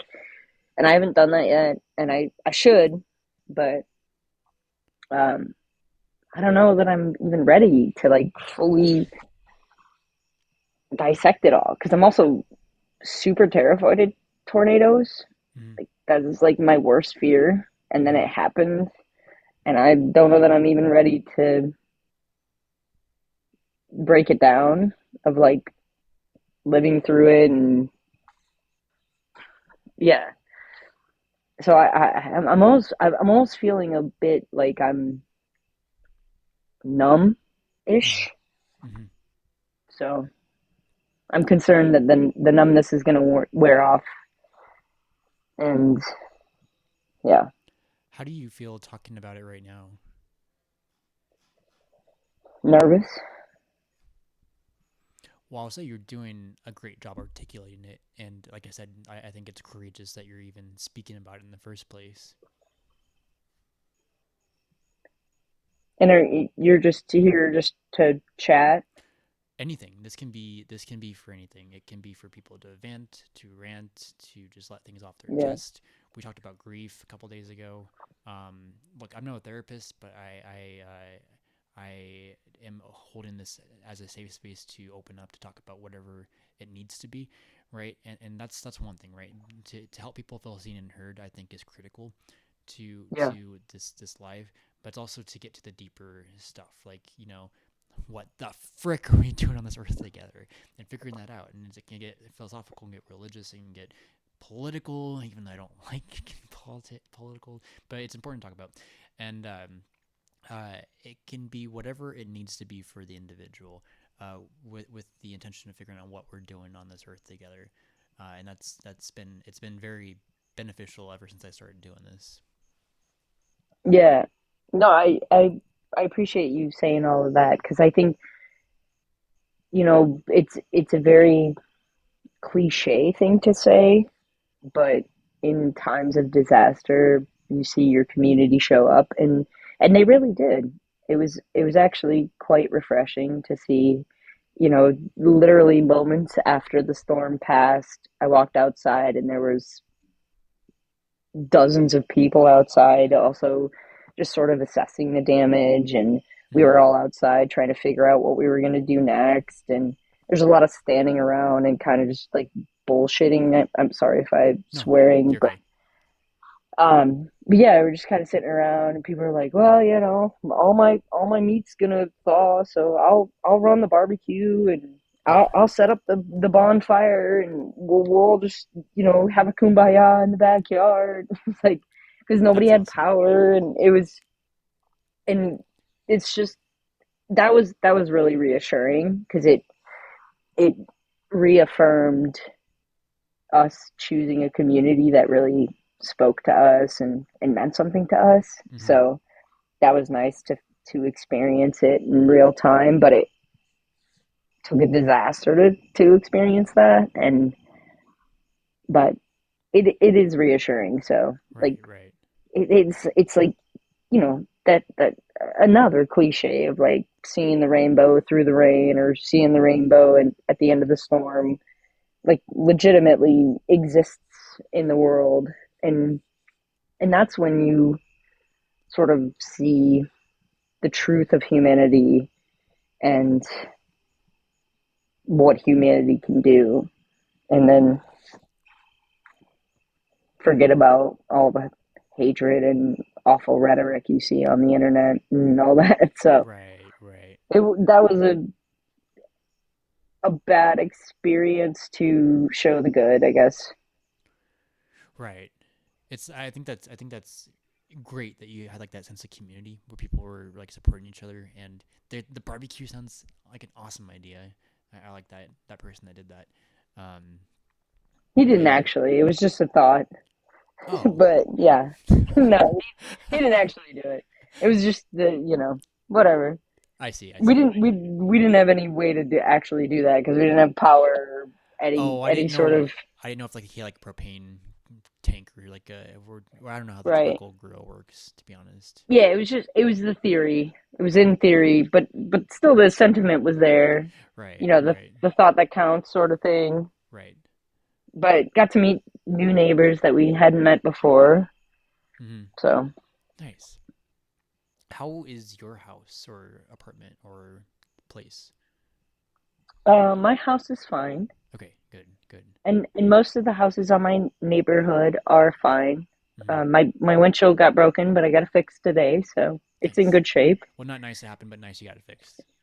Yeah, yeah. Um, no, for the most part, I don't think there was any major. I think there were a couple of houses that got significantly damaged, but I mean, this is a very old neighborhood that has like really, I like to use the terminology of like the three little pigs. Like these are can't blow the brick house down. Most of the houses around here are brick based and are pretty hard to blow down. So we've Hmm. got that going for us. Nice. So a lot of trees down, a lot of old trees ripped up, but the houses for the most part are all still standing. Good. Good. Hmm. Yeah, tornadoes are freaky. I remember being scared of them because I used to live in Nebraska, and we'd get tornado sirens like whenever it happened. Of course, I'm like, gosh, darn it, going to the basement again. We had a little area in under the stairs with like these foam like bed things like around and a bunch of pillows, and we had that specifically designed just for tornado warnings, right? To go down there. Hmm. We had a radio Yeah. and flashlight and all that stuff ready down there. Luckily, like nothing ever like hit us anywhere and like any time like anywhere close. But my dad, there's if you have ever heard like Night of the Seven Twisters or anything like that, Hmm. in Grand Island, Nebraska, they had like seven tornadoes at once, and he lived through that. And he's like, yeah, Yeah. I can see that being scary. So, um, Yeah. Yeah. I cannot imagine going through that and just being in the town, and like the town was just like ripped up. Luckily, their house was fine, to my understanding. I need to ask him about that again, to just understand his perspective again. But to my understanding, he was like at a baseball game or a softball game watching his girlfriend play softball, and but anyways, in the town they have Tornado Hill where they literally piled up all the shit, and they put dirt on top of it, and that's where we went sledding as kids. Oh, really? Okay. So they So just like piled all the debris and then just covered it in dirt yep, and that's cool. That's actually really cool. Like good for them. Like reuse, reduce, recycle or whatever, right. in a weird way, I suppose. But yeah, I just don't like. Gosh, tornadoes are just like what you can't do anything about it, right? Except just hide in the basement or in your bathroom or in some sort of Yeah. safe place. But isn't it just wild, like what nature is capable of in a sense? It's like we can't, It's to our understanding of it with modern technology, we can't reduce that. It just happens. well, and unfortunately, I don't necessarily want to get into the political conversation with you, but Oh, that's fine. I think it does tend to get political when we talk about like people ignoring the impacts of climate change and things like that. Yes, Like yes. I saw a newscast the other day that said because of climate change, Tornado Alley has completely shifted, Yes. essentially from uh, Oklahoma, Nebraska, Kansas into the the more proper Midwest areas, which would be like Louisiana, Arkansas, Missouri, and Iowa. Hmm. And so, like the fact that Tornado Alley has completely shifted is kind of a really fucked up example of in such climate a change being a very right real existence. in such a quick Like, time too, like we're right? watching it. Like we're literally watching it happen. Like it has shifted a dynamic of the world, and people still want to ignore it. I Right. guess I not that think they want to ignore it. I suppose it's not that they ignore it. It's that they still want to deny that it's human caused or whatever they want to talk about. right. But I think it's climate like change is real. It's very real.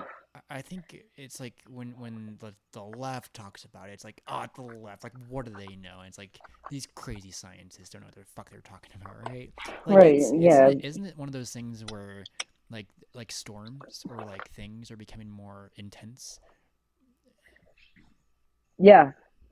Yeah. Well, and the it's I don't I don't want to be like a total nerd about it, but because I'm really afraid of storms, I've tried to understand them more and learn more about them. And it's all about the the West Coast heat indexes and like the I don't know what to call it. I don't know the specific terms, but basically the warm fronts that come from the west come out from, the Pacific Ocean, and then the cold fronts come from Canada and the Arctic, and they used to meet toward Nebraska, Hmm. but because of global warming, all of those systems are shifting further east because the global temperature is warming, and so the warming fronts are getting further and further east, Hmm. which is what's shifting where those cold and north fronts hit. Hmm. So I don't know. There's You also don't give a shit about this. what was Like that? I could nerd out about it. I said I could nerd out about Oh this no, I forever, care about but this. This is great. Like politics are like this is not really political. This is just like what no, it's not is. political. It's It has became meteorological. it has became political, which is interesting how that just happens when it comes to things with when it comes to science or things that we can factually prove. Like it's one of those things where I think NASA has like satellite images of like the ice caps like melting over time, right? Like isn't that something? Yeah, I don't know that that's necessarily political though. No, no, I'm I not think saying it is. the political element of it is that Republicans would say that that's just the nature of the world, and Democrats would say we're causing it as a race and as a human species Right. because of human beings. We're enhancing the effects of global warming as opposed to just the natural phasing of global warming. But Well, I'd say it's much more than just global warming, right? But it's like also just climate change. I think is the better way to. I could be wrong, but better way to say it because like even like in the winters, like some of the winters like get like you get brutal like storms in the winter time, right?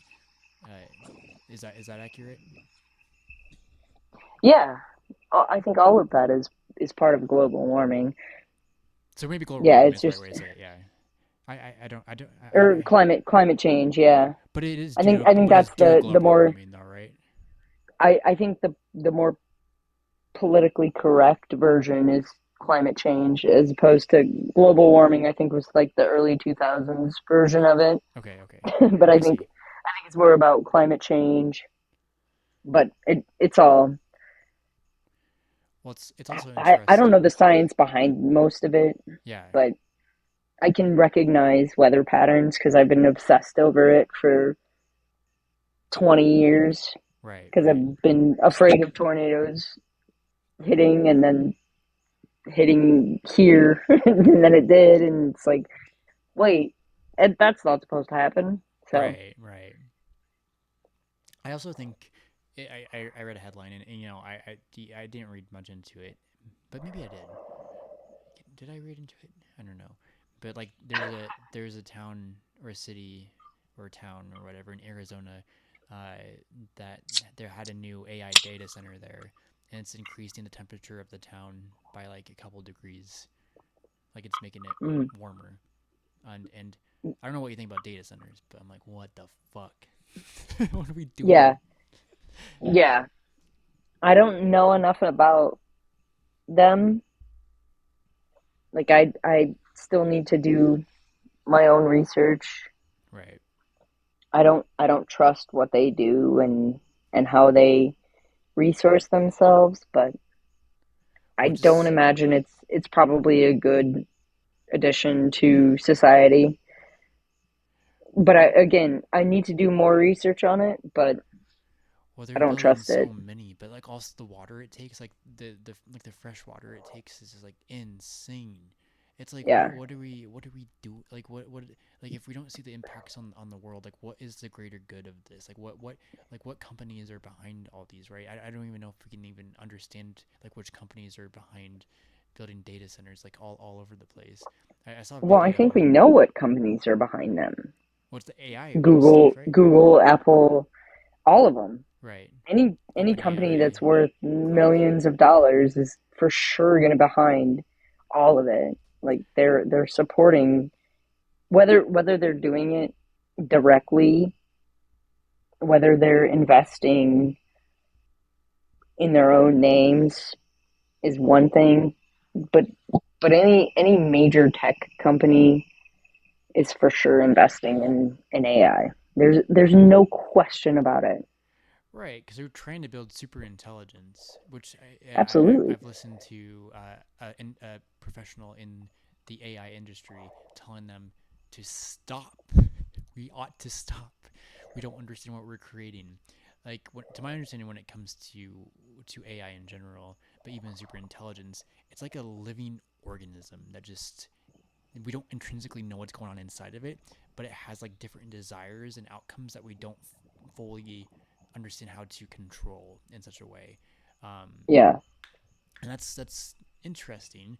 Um, and this guy went on about different things that could happen, and I can't fully articulate it because I don't fully understand LLMs or even AI, but not even LLMs or it can be different kinds of AI. But when it comes to super intelligence, I don't fully understand what that means. But he's trying to make it like such an important thing where we should stop, and he's trying to get this out there, and people on both sides of the aisle in politics have brought it up, and they're aware of it, which is a good thing. I think the more we talk about it, the more we can understand what this is. But I believe we should halt on um, trying to thank you on trying to develop new technologies before we understand the human mind. We ought to understand our minds and how they operate before we create new technologies. Because I think we have the hardware to do a lot of great things. Um, we don't need super intelligence, in my opinion. At least not yet. I would agree. I would agree. I slightly disagree in that I don't think that we will ever understand the human mind. Ooh, I think the only way to truly understand it is to like this is a little bit weird and maybe like I don't want to say the word, but a little I don't know Ted Bundy ish. But like the only way to truly understand it is to like explore it while it's alive, sort of right. thing. But like I don't know, you can't do that ethically and scientifically in a really meaningful way. What Like do you I mean? know that sounds really weird. Like like the only way to truly understand the human mind is for to study it while it's alive. Right. And the only way to do that is to do it unethically, I think. How do you? Well, what do you mean? Like unethically? Like what do you mean unethically? Well, I don't understand like I don't think that there's a single maybe I mean maybe there's a person who will say like sure open my brain and study it while I'm awake and doing whatever, but there's so many risks of unaliving in that study of the brain. How? Like you can't really study the brain without unaliving a person. What do you mean? Because when you start poking around, then you start messing with stuff. Like You mean there's like actually physically like poking around in the brain? yeah, because that's the only way to truly understand it. Because once a person is unalived, then their brain stops firing. Like the brain stops working, so they can't truly understand how it works because the person is unalived, Well, I don't know. and so it doesn't fire the same ways as when they are alive. You know what? Like it's a very like neuroscience is a very tricky thing to do while people are alive because there's parts of the brains they can't reach without completely compromising the human body. Well, what makes you think you have to like poke and prod to understand the mind fully? Like, sure, that's part of it, but like fully. I think there's been research out there that says like we can't truly understand it because we can't access it Well, how do you while it's understand your own mind? I don't I don't. You don't understand your mind? I no, definitely not. Why do you say that? There's so many mysteries in this mind of mine. That's okay. Like, we're all on a journey. Like, I'm not saying I know mine perfectly either, but we don't have to poke and prod at our own minds. I mean, there's ways to do this with asking why. But Right. But but there are scientists who would love to have like just and I think there is so I'm contradicting myself now because I think that there is an element to AI where they could generate an AI brain and actually be able to just like float it around and poke and prod at all the different versions. You're looking up into the sky as if you can see it. Because I was doing the exact same thing. You're looking up as if you can see the brain sort of floating around and looking at the different parts of it. Because there's parts of your brain, like at the spinal cord and the oblongata and like all of the things that are underneath that don't get exposed to anything because you it's a really difficult part to get to. Like there's a lot of science to be learned from the brain that we can't understand. right, but like, what? Why do we have to poke at it? Like, there's scans. There's ways of understanding it from scans, and we're getting better at this with new technology. What's it called? I read a book about this guy scanning the mind in a different way, where I forgot the science behind it, and I can't even explain it. But like, it's not like a regular like CAT scan or whatever it is, just like scanning like electromagnetic waves. But maybe that's what it is. No, I don't know. There's a way of like he was studying the mind in such a way where different people with mental illnesses come in, or maybe not even illnesses, people with just like brain damage maybe come in and they get their mind their brain scanned, and there's different patterns that show up in like black spots essentially, and that Right. that indicate a certain behavior or illness or whatever it might be. Like there was a guy that came in that was misdiagnosed with as bipolar, and they came into this guy's Schizophrenia, probably. they came into this guy's um, um, lab, and they do more than just scan. Like they ask him questions about stuff, and he thinks nutrition is critical when it comes to how the brain develops or like how it becomes or is, and but like they were able to diagnose this guy as he was a race car driver and he was inhaling toxic fumes, and Mhm. that in turn made his brain have these patterns, and once he stopped racing, his brain healed up on its own and it stopped having these patterns show up in the scans. I need to remember what this book is so I can talk about this in better detail. But it's Racing in cars in rain or something. I don't know. I don't know if it was in rain. I don't know if they went into detail about it, but they indicated that he was inhaling toxic fumes, and that's what caused his brain to have that damage in the first Yeah. place. So I think there's a lot when it comes to understanding how the brain operates. I think mental health is severely misunderstood. Like and mental illness is severely Agreed. misunderstood. But you know what? Agreed. We're kind of studying our brains as we speak right now.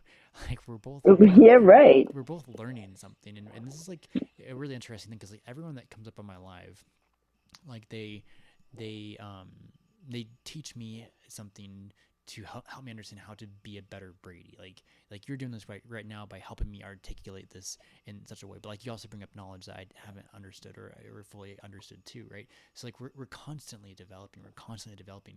I think it's the more we have these vulnerable conversations, we have these healthy dialogues to figure out what the frick we're doing on this earth. We can be more vulnerable and understand like what the frick our mind is too, like what's consciousness. That's a really interesting thing. But like we don't have to have all the answers because I think we can get there um, through communication in many different forms. I I totally agree with that.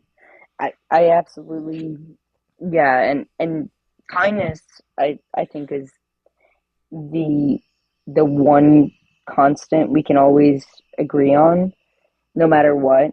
Like kindness amongst everybody, because we can always learn from each other, we can always understand each other differently and try to learn something new. And like I'm not teaching you anything because I You don't are. know anything about this. No, Bullshit. because I don't know Bull. anything about this. Don't say that. You know enough to say what you're saying right now and keep going. Well, I have no idea. I don't have anything about yeah, but Okay, yes. so it's okay not to know, and let's say that. Like Yeah, we don't yeah, have of to know course. any we don't have to know everything, and this is what I think we ought to normalize. I think people just want to be right so bad, and Yeah. I think we ought to normalize saying I don't know, and that's okay. Yeah. And that's one of my favorite things. And that's something that I've always lived on is like, hey, it's okay to just be like, hey, I don't know, but I'm going to figure it out for you, Right, or I'm going to figure it out with you. right. With yes, I love Like that. that I love that. that has been my credo, my motto my entire life. Like I don't necessarily know it, but we're going to figure it out together cuz I want to know it cuz That's I want to know. Like that's my favorite thing is learning and knowing and figuring stuff out. yes, you know it. That's my favorite thing. That's how we progress, and it's like Right. it's a constant journey. We're like Yes. if someone has knowledge like and someone doesn't, we help them understand in ways that they can, so they're up on our level, and then Yeah. perhaps they have knowledge and they help us come to their knowledge like level, and like this Yeah. is how we just keep evolving and evolving and progressing and Yeah. flourishing and growing is be by keeping freaking windows. We keep curiosity, open mindedness, and understanding into our foundation, and we just go from there, and the Yeah, man. possibilities are endless. Yeah. I'm sorry. I don't even think I got your name. Brady Brady. Yeah, I did get your name. I'm sorry. and I it's forgot your name. Mercy. Mercy is that how you pronounce it? Uh, yeah, Amy. Amy. I like it. Nice to meet Yeah. you. Well, nice to talk with It's you, good to and meet you. meet you, whatever that Yeah. means, right? Yeah, yeah. All right.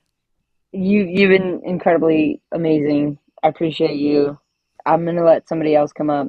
Okay. Thank you for the chat. Thank you too. I appreciate you so much, and It's you're been more than really welcome. fun. You're more than welcome to come up in the future.